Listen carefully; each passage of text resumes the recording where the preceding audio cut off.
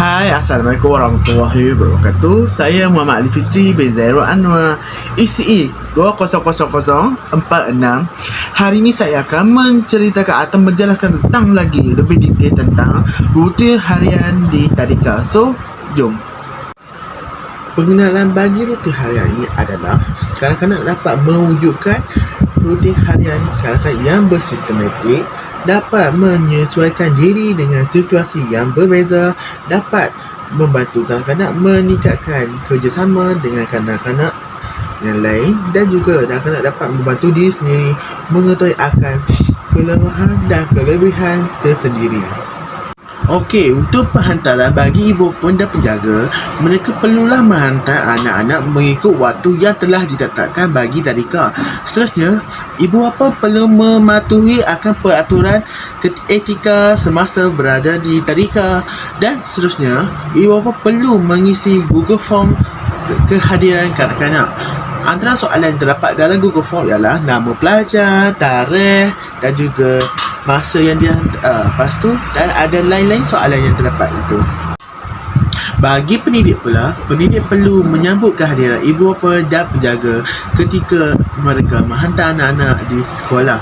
Seterusnya, pendidik juga perlu merekod suhu anak-anak di berhadapan dengan ibu bapa sebelum memasuki premis. Tapi sekiranya anak-anak mempunyai suhu 37.5 ke atas, ibu bapa itu sendiri perlu membawa anak pulang dan mendapatkan rawatan yang secukupnya. Bagi cara pemulangan kanak-kanak dari tadika adalah pendidik akan hanya menyerahkan kanak-kanak kepada ibu bapa atau penjaga yang sah sahaja. Yang kedua, seandainya ibu bapa atau penjaga tidak dapat mengambil anak-anak dari tadika, perlulah mereka memaklumkan terlebih dahulu kepada pihak tadika. Yang ketiga, sekiranya ibu bapa atau penjaga tidak dapat mengambil anak-anak dari tadika, perlulah memaklumkan kepada pihak tadika sekiranya tidak dapat mengambil anak-anak pada waktu yang ditetap ataupun mereka kelewatan untuk mengambil anak-anak dari tadika. Yang keempat, pendidik perlulah memastikan anak-anak di tadika berada dalam keadaan selamat, iaitu tidak cedera. Yang kelima, sekiranya anak-anak di tadika mempunyai simptom ataupun terdapat sebarang kecederaan, ibu bapa atau penjaga perlulah bertanyakan soalan ataupun tanyakan kepada pihak tadika apa yang berlaku di tadika tersebut.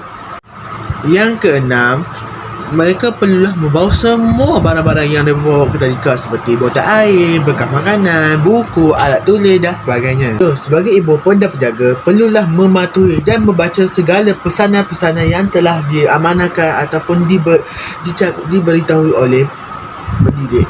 Sebelum pulang ke rumah, ibu bapa dan penjaga perlulah mengisi Google Form untuk kepulangan kanak-kanak dari tadika, di mana soalan terdapat hanyalah nama, tarikh di pemulangan dan masa yang diambil. Kesembilan, sebagai ibu bapa dan penjaga perlulah mendengar nasihat daripada pendidik sekiranya pendidik memberikan tugasan dan kerja rumah kepada anak-anak di rumah.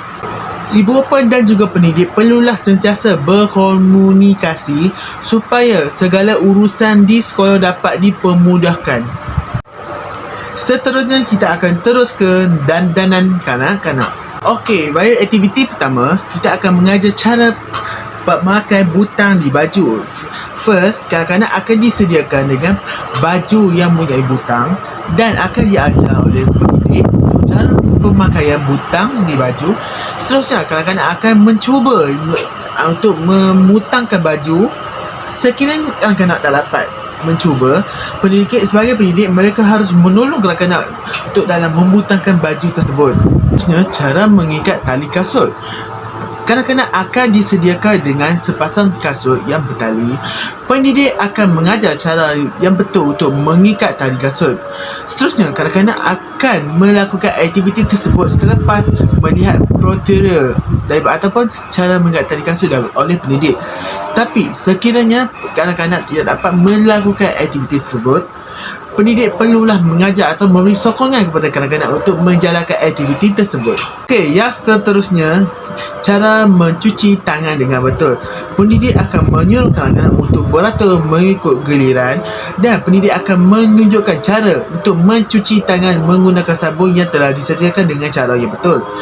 Selepas pendidik menunjukkan cara mencuci dengan betul, kanak-kanak akan mencuba untuk mencuci tangan dengan betul. Sekiranya kanak-kanak tidak dapat mencuba dengan langkah yang betul, pendidik akan memberi sokongan dari belakang untuk bagi kanak-kanak untuk mencuci dengan cara yang betul. Okey, jom kita untuk penyediaan makanan untuk pendidik. Okey, first, pendidik harus memastikan makanan yang disediakan sangat berkualiti dan mengikut piramid makanan dan bersesuaian dengan umur kanak-kanak.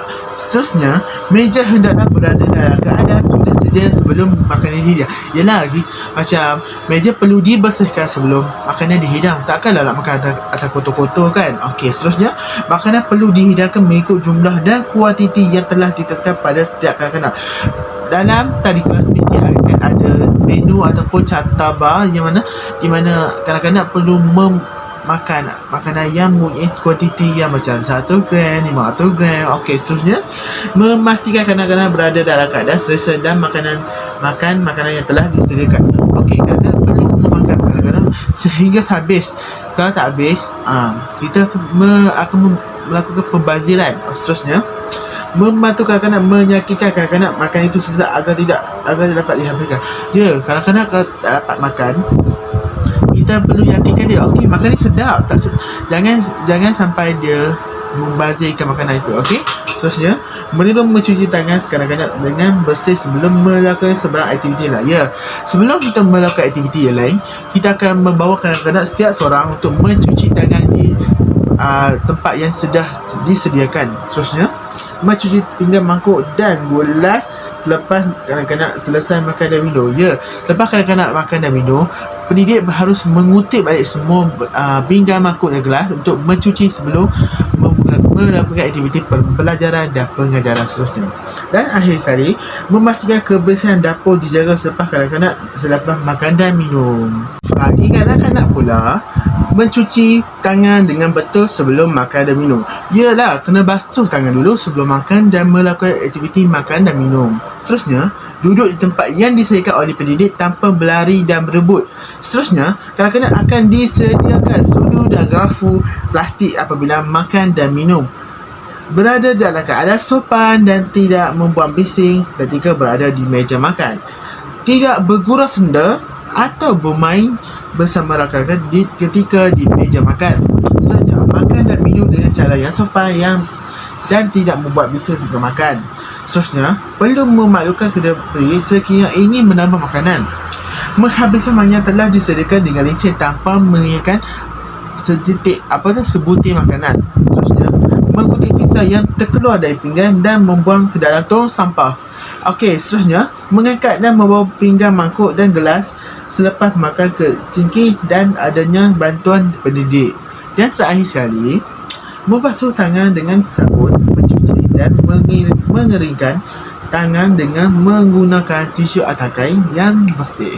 Seterusnya, kita akan kepada garis panduan dan prosedur semasa PKP. Sebagai pendidik perlu menerangkan kepada ibu atau bapa atau penjaga akan tentang norma baru yang perlu dipatuhi semasa di premis ini.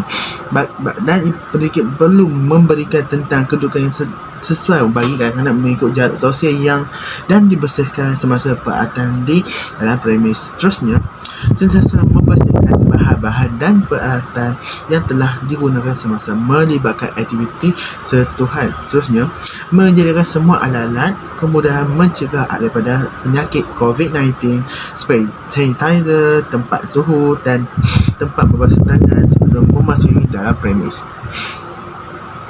Seterusnya, ibu bapa dan penjaga dan kanak-kanak diwajibkan memakai penutup muka dan membuat saringan seperti mengambil suhu sebelum memasuki ke dalam premis. Ibu bapa dan penjaga perlu memastikan anak-anak berada dalam keadaan yang sihat sejahtera sebelum hadir ke kelas. Sekiranya anak tidak sihat anak tersebut tidak dibenarkan untuk datang ke tadika. Seterusnya, memastikan anak-anak memakan mask dengan sempurna sebelum memasuki ke dalam tadika dan menjaga kebersihan sendiri sentiasa. Kesimpulannya, rutin harian ini amatlah memberikan manfaat kepada kanak-kanak supaya melahirkan sifat berdisiplin dalam diri. Seterusnya, memastikan rutin harian dapat dijalankan dengan sempurna dan perlu sentiasa dinaikkan taraf dari semasa ke semasa. Dan terakhir sekali, kerjasama ibu bapa dan pendidik amatlah dialu-alukan supaya kanak-kanak dapat belajar dengan bersemangat, adanya sokongan ibu bapa dan juga penjaga. Setakat itu sahaja untuk penerangan tentang rutin harian di tadika. Sekian, terima kasih. Semoga jumpa lagi. Assalamualaikum.